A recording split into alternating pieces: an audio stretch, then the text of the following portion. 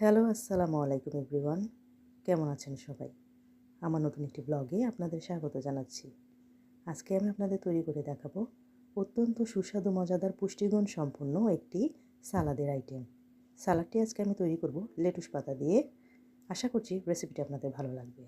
তো চলুন শুরু করা যাক আজকের লেটুস পাতা দিয়ে মিক্স সবজি সালাদ। এখানে আমি লেটুস পাতা নিয়ে নিলাম। এগুলোকে ভালোভাবে ধুয়ে পরিষ্কার করে আমি পানি ঝরিয়ে নিচ্ছি।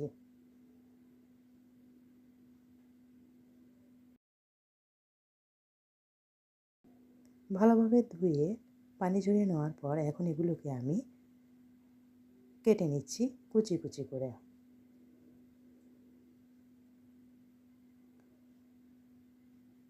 সালাদে খাওয়া যায় সেই উপযোগী করে আমি এগুলোকে কেটে নিচ্ছি।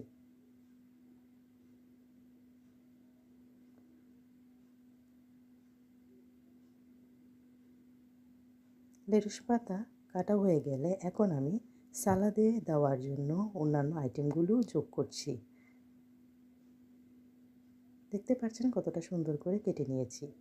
এখন আমি এগুলোর সাথে কেটে নিব ক্ষীরা।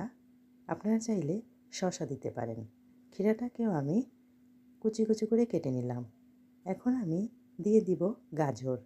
পুরো একটি গাজর দিব না, অর্ধেক অংশ কেটে পাতলা পাতলা করে কুচি করে নিচ্ছি।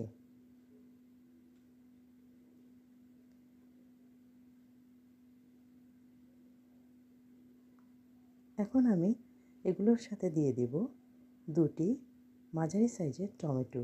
এগুলোকেও কুচি কুচি করে কেটে নিচ্ছি।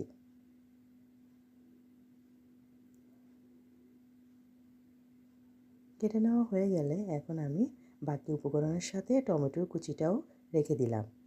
এখন এগুলোর সাথে দেওয়ার জন্য আমি দিয়ে দিচ্ছি দুটি পেঁয়াজ এবং দুটি কাঁচামরিচ। ঝাল এখানে আপনাদের পছন্দ অনুযায়ী চাইলে বাড়িয়ে অথবা কমিয়ে নিতে পারেন। আমি পেঁয়াজ এবং কাঁচামরিচগুলোকেও কুচি কুচি করে কেটে নিয়েছি।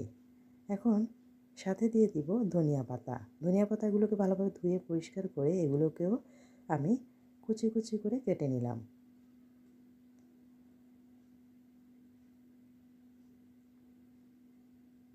সবগুলো উপকরণ কাটা হয়ে গেলে এখন আমি এগুলোর সাথে